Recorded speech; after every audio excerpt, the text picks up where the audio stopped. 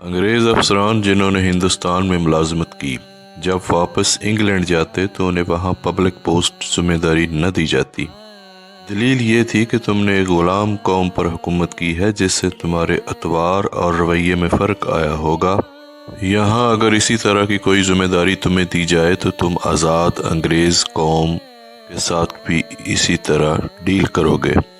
ایک انگریز خاتون جس کا شوہر برطانوی دور میں پاک و ہند میں سول سرونٹس کا آفیسر تھا، خاتون نے زندگی کے کئی سال ہندوستان کے مختلف علاقوں میں گزارے۔ واپسی پر اپنی یادداشتوں پر مبنی بہت سی خوبصورت سی کتاب لکھی۔ خاتون نے لکھا ہے کہ میرا شوہر جب ایک ضلع کا ڈپٹی کمشنر تھا، اس وقت میرا بیٹا تقریباً 4 سال کا اور بیٹی 1 سال کی تھی۔ ڈپٹی کمشنر کو ملنے والی کئی ایکڑ پر محیط رہائش گاہ میں ہم رہتے تھے۔ ڈی سی صاحب کے گھر اور خاندان کی خدمت گزاری پر کئی 100 افراد مامور تھے۔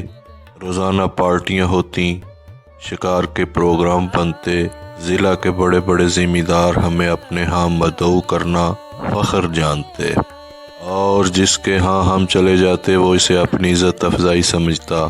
ہمارے ٹھاٹھ ایسے تھے کہ برطانیہ میں ملکہ اور شاہی خاندان کو بھی مشکل سے میسر تھے۔ ٹرین کے سفر کے دوران نوابی ٹھاٹھ سے آراستہ ایک عالی شان ڈبہ ڈپٹی کمشنر صاحب کی فیملی کے لیے مخصوص تھا۔ جب ہم ٹرین میں سوار ہوتے تو سفید لباس میں ملبوس ڈرائیور ہمارے سامنے آخر دونوں ہاتھ باندھ کر کھڑا ہو جاتا اور سفر کے آغاز کی اجازت طلب کرتا۔ اجازت ملنے پر ہی ٹرین چلنا شروع ہوتی۔ ایک بار ایسا ہوا کہ ہم سفر کے لیے ٹرین میں بیٹھے تو روایت کے مطابق ڈرائیور نے حاضر ہو کر اجازت طلب کی۔ اس سے پہلے کہ میں بولتی میرا بیٹا بول اٹھا جس کا موڈ کسی وجہ سے خراب تھا۔ اس نے ڈرائیور سے کہا کہ ٹرین نہیں چلانی۔ ڈرائیور نے حکم بجا لاتے ہوئے کہا کہ جو حکم چھوٹے صاحب۔ کچھ دیر بعد صورتحال یہ تھی کہ اسٹیشن ماسٹر سمیت پورا عملہ جمع ہو کر میرے 4 سالہ بیٹے سے درخواست کر رہا تھا، لیکن بیٹا ٹرین چلانے کی اجازت دینے کو تیار نہیں ہوا۔ بالآخر بڑی مشکل سے میں نے کئی چاکلیٹس دینے کے وعدے پر بیٹے سے ٹرین چلوانے کی اجازت دلائی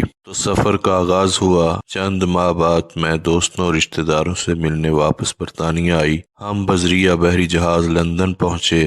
ہماری منزل ویلز کی ایک کاؤنٹی تھی جس کے لیے ہم نے ٹرین کا سفر کرنا تھا۔ بیٹی اور بیٹے کو اسٹیشن کے ایک بینچ پر بٹھا کر میں ٹکٹ لینے چلی گئی۔ قطار طویل ہونے کی وجہ سے خاصی دیر ہو گئی جس پر بیٹے کا موڈ بہت خراب ہو گیا۔ جب ہم ٹرین میں بیٹھے تو عالی شان کمپاؤنڈ کی بجائے فرسٹ کلاس کی سیٹیں دیکھ کر بیٹا ایک بار پھر ناراضگی کا اظہار کرنے لگا۔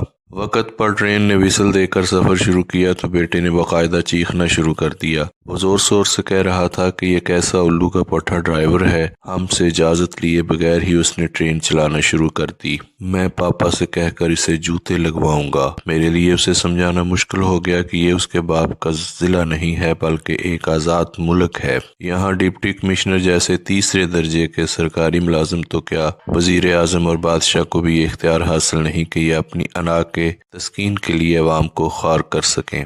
یہ بات واضح ہے کہ ہم نے انگریز کو ضرور نکالا ہے، البتہ غلامی کو ملک سے نکال نہیں سکے۔ یہاں آج بھی کئی ڈپٹی کمشنرز، ایس پیز، وزراء، مشیران اور سیاستدان، جرنیل صرف اپنی انا کی تسکین کے لیے عوام کو گھنٹوں سڑکوں پر ذلیل و خوار کرتے ہیں۔ اس غلامی سے نجات کی واحد صورت یہی ہے کہ ہر طرح کی تعصبات اور عقیدتوں کو بالائے طاق رکھ کر ہر پروٹوکول لینے والے کی مخالفت کرنی چاہیے، ورنہ صرف 14 اگست کو جھنڈے لگا کر اور موم بتیاں سلگا کر خود کو دھوکہ دے دیا کہ ہم آزاد ہیں۔